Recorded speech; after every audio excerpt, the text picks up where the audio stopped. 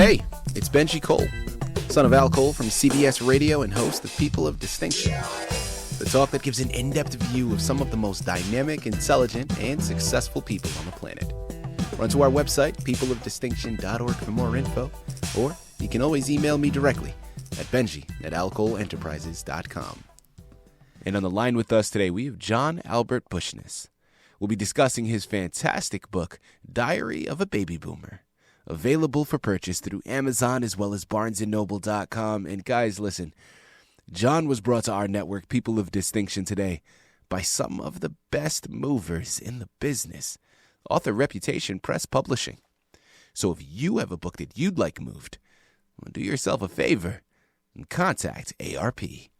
You can find out more information on them at authorreputationpress.com. Guys, listen, it is an absolute pleasure to have John here on the line. Okay, the moment you go to his Amazon page, you go to his Barnes & Noble page, you start to do any research on his book, you instantly understand what we're going to be discussing today. Diary of a Baby Boomer. Okay, now it's a memoir. And of course, John is part of the baby boomer generation. So that's telling you a little bit of what time frame this all gets set in.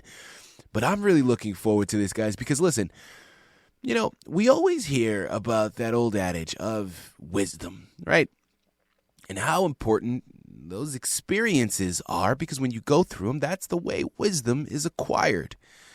Well, here's the wonderful part about today's interview, is it doesn't always have to be your experience that wisdom is derived from. Okay, so this truly is a treat, because what we're going to be learning today is all about John's experience, okay, and the obstacles and the adversity that he has faced along his journey and his path that he's walked. But the great thing about it is the underlying message is all about hope.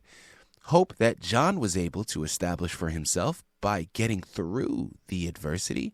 Hope you're going to be able to pick up from learning from his experience.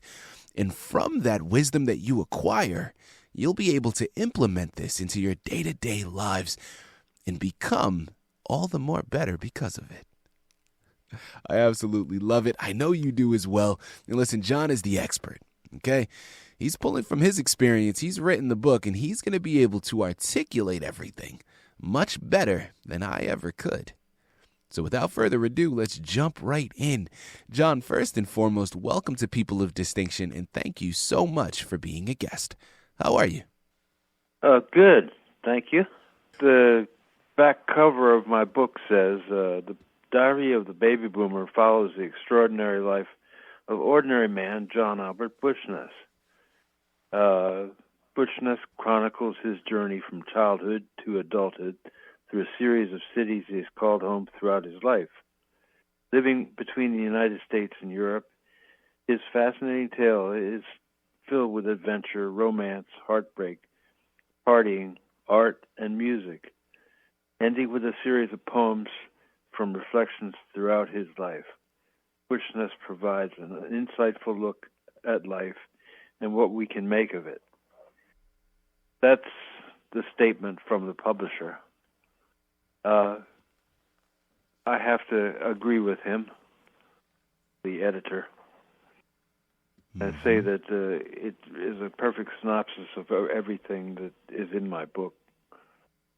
But the inspiration for my book came from a strange situation.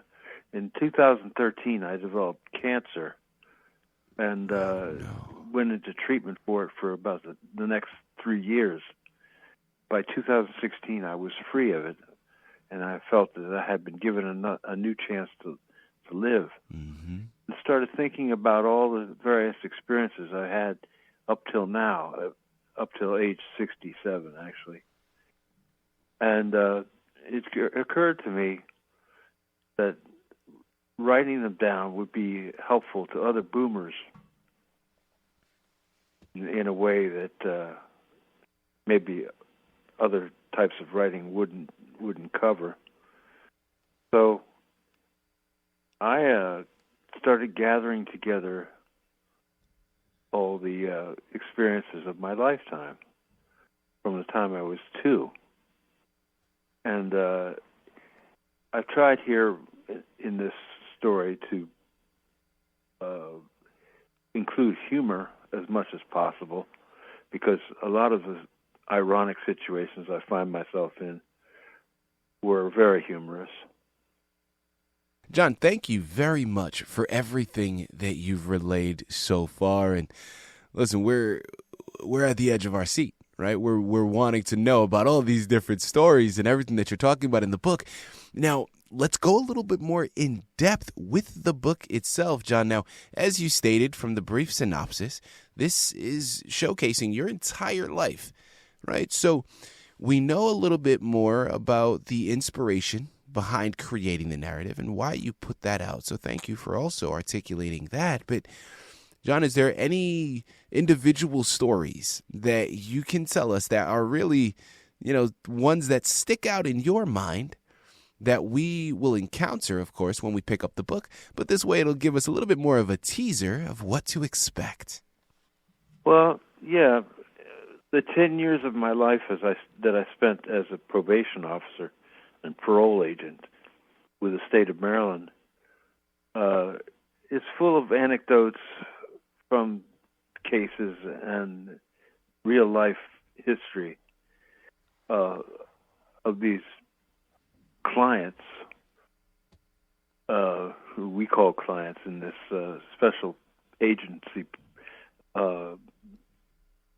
unit that I work with, called the Impact Project, which dealt with major crimes like murder, rape, grand larceny, and armed robbery, and the like. And it's a story about all that in the middle chapters of the book. Actually, chapter 14. And it talks about some of those clients and their personalities and how they related to their world. Mm-hmm. That's about all I can say about that without giving any more away. Absolutely. No, perfect. Perfect, John. Thank you very much for articulating that. Next question that I'd love to go into. What would you say was a highlight for you in writing this book, John? Or if not a highlight, maybe something that surprised you that you weren't expecting prior to embarking upon this journey. It was my experience in Denmark, going to high school again as an older person and learning the Danish language and taking vacations in Europe and playing music. I played as a professional musician in Copenhagen and also surrounding areas and countries. I play classical guitar, which I continue to do now, but strictly in church for a communion service. But I am not very religion-oriented, by the way. I'm just a minister of the music who comes in and does his thing and leaves. I'm not real convinced of any kind of religious truths. I guess I'm an agnostic, but that's the highlight of my career or life was my professional musicianship, playing classical and jazz guitar in the big hotels and the expensive restaurants in Europe. And then meeting my Danish wife, who I met in Miami while she was on vacation, and then traveling back to Denmark with her, and then later our experiences with our free time in visiting the island of Bornholm and having a vacation there and then coming back home to Copenhagen. And Absolutely. but that's really the highlight of my life. My love affair with my current wife. Listen, what a great segue that you've established, John. Listen, as we start to tie out of this fantastic interview, man, I'm really curious, right? I love having this platform. First and foremost, being an artist myself, and I'm in a different medium. My listening audience knows this. I'm an actor and a filmmaker based here in Los Angeles. But being an artist myself, I love having this platform to be able to pay it forward, in a sense, to other artists out there listening in. Now, in this instance, other writers out there listening in. Now, John, you are someone that has been through the process. You've comprised the book. You've put the words to the page. You've established your own narrative. But not only that, you took it a step further and gone through the gauntlet of getting the book published. And anybody that's been through the process understands that writing the book is only half the battle. So since we have you here on the line, John, I'd love to take this opportunity to pick your brain and steal any words of wisdom from you. John, for any new writers out there listening in right now, what are some words of wisdom that you'd be able to relay to them? I tell you what, the back of the book has a segment of my poetry, which I've been writing over the years. And I'd like to read one of my poems. Yes, please. Okay, this is called The Secret. In the battle of dreams, I fought feelings, frightful like the tiger's claw. The real world came to me again like the tiger's teeth, falling into waking, floating like the lily pad, alone in a pond overgrown. Down and down I fall with the beats of splashing, pounding reverie, reality. Like swimming through a dark wine, I hold my teeth to the surface, though, and the godsend of understanding wrestles with the restless illogic that turns its tails and rolls on its rails, which are we unawares. It spins and winds, winning and whipping us, till we find difficulty finding that it is not an illusion. Fear blows its ice-cold breath on my breast, threatening me with sudden death, making me think that I am not here for these verses only, and virtues seeming vices.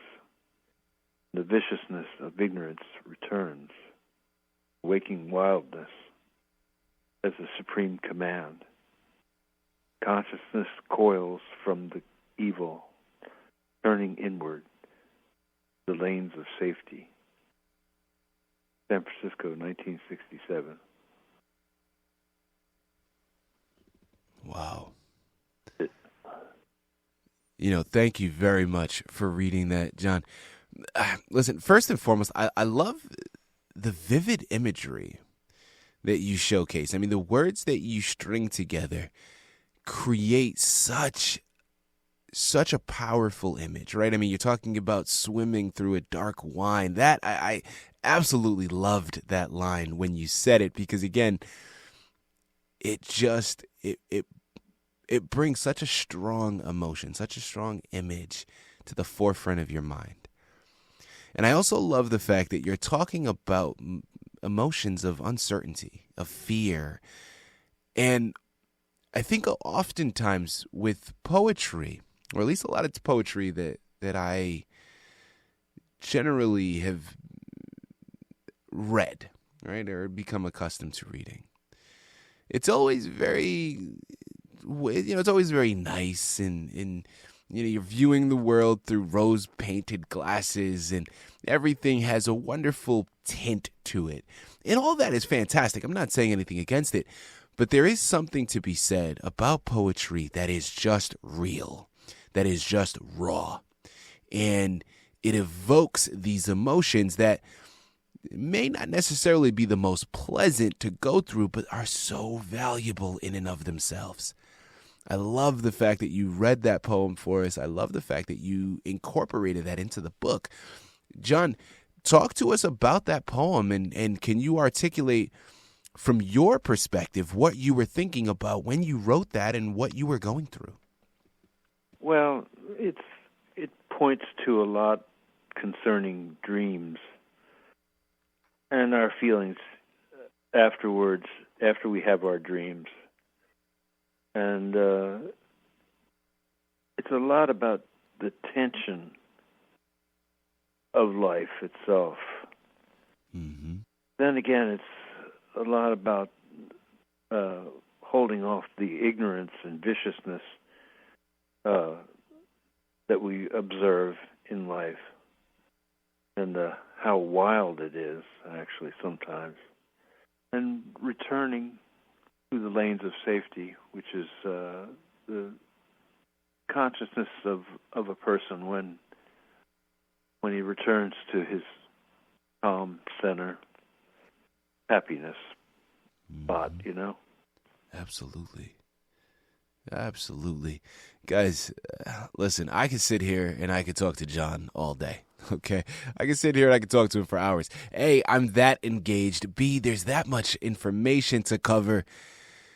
But well, listen, we're not going to do that, okay? We're at the end of the interview now, and what is even more amazing about all of this is we've barely scratched the surface. There's so much left to be discovered, so much more poetry to be discovered, and so much more wisdom to be acquired. And that's why Amazon, Barnes & Noble are the places you have to go. Diary of a Baby Boomer is the title you have to pick up, and John Albert Buchness is the author you have to thank for bringing this fantastic memoir to your table. John, this has been an absolute pleasure. Thank you once again for being a guest with us today on People of Distinction. Yeah, thank you.